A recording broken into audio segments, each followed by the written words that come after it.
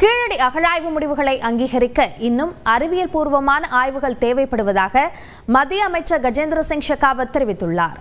அவரது கருத்து அரசியல் வட்டாரத்தில் மிகப்பெரிய விவாதத்தை தூண்டியுள்ளது. இதுகுறித்து விவரிக்கிறது இந்த செய்தி தொகுப்பு.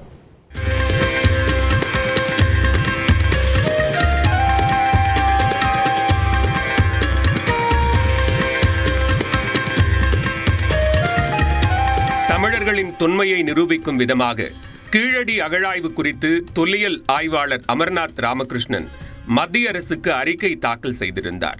ஆனால் அறிக்கையில் திருத்தம் தேவைப்படுவதாக கூறி மத்திய அரசு அதை திருப்பி அனுப்பியது.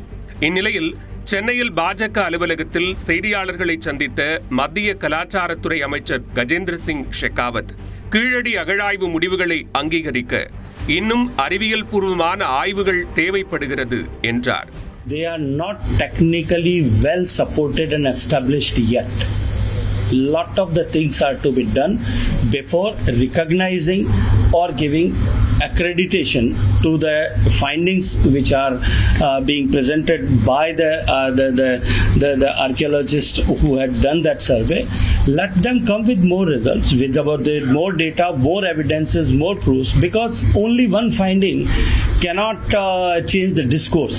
So people putting up on the positions, they are trying to use that to just to grow the regional sentiments. That is not fair. இந்நிலையில் மத்திய அரசுக்கு ஒவ்வொரு முறையும் தமிழர்களின் வரலாற்றை நிராகரிப்பது பொதுவாக இருக்கும் நிலையில் கண்டுபிடிக்கும் காரணங்கள் தான் வேறு வேறாக இருப்பதாக அமைச்சர் தங்கம் தென்னரசு குற்றம் சாட்டியுள்ளார்.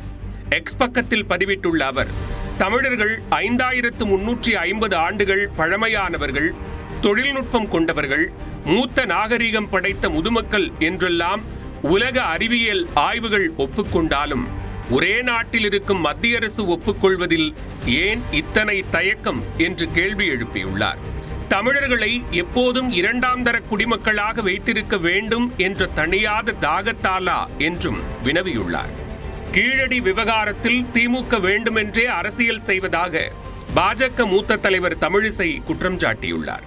இப்ப மத்திய அரசு என்ன நினைக்கிறது என்றால், இதற்கான அறிவியல் பூர்வமான ஆதாரங்களை சந்தேகத்திற்கு இடமில்லாமல் பதிவு செய்த பின்பு அறிவிப்பு வந்தால் வருங்காலத்தில் கேள்வி கேட்க முடியாது. இதைத்தான் நாம் சொல்றோம். அதனால கொஞ்சம் காத்திருப்போம். சரியாக பண்ண முடியும், யாருமே எதிர்க்கல. அதே நேரத்தில் தமிழர் நாகரிகம் தொன்மையான நாகரிகம் என்பதை மத்திய அரசால் ஏற்றுக்கொள்ள முடியவில்லை என்கிறார் ஓய்வு பெற்ற தொல்லியல் ஆய்வாளர் சாந்தலிங்கம். வட இந்தியாவிலும் பிராந்திய உணர்வோடு ஆய்வு செய்யக்கூடியவர்கள் இருக்கிறார்கள். அப்படி இருக்கும்போது தென்னிந்தியர்கள் மட்டும் எந்த வகையில் குறைவு?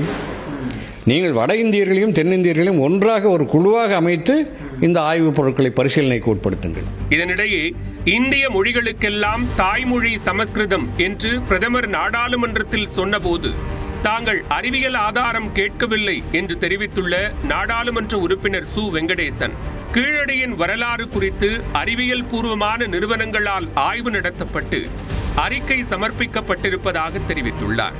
மத்திய மாநில அரசுகளின் மோதல் போக்கிற்கு மத்தியில் கீழடி அகழாய்வு அறிக்கை விரைவில் வெளிவர வேண்டும் என்பதே ஒட்டுமொத்த தமிழர்களின் எண்ணமாக இருக்கிறது.